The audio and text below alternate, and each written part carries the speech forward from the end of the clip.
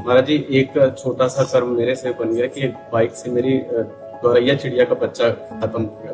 आशीर्वाद, अगर उसको आप जान करके चढ़ा रहे हैं तो वो हत्या हो गई, अचानक वो आकर के मर जाती तो एक एक्सीडेंट है जिसमें आपका कोई अपराध नहीं है। ऐसे कई पशु हैं जो मर जाते हैं गाड़ी के नीचे।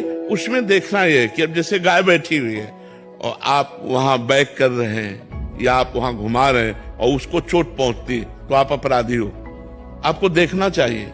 अब आप रफ्तार से गाड़ी चला रहे हैं, अचानक कोई पशु पक्षी आकर आपके गाड़ी के नीचे दबकर मर जाता है तो आप उसके अपराधी नहीं हुए। वो अपराध नहीं, वो एक घटना है, उस जीव को उसी घटना से मरना था, इसलिए ऐसा हुआ।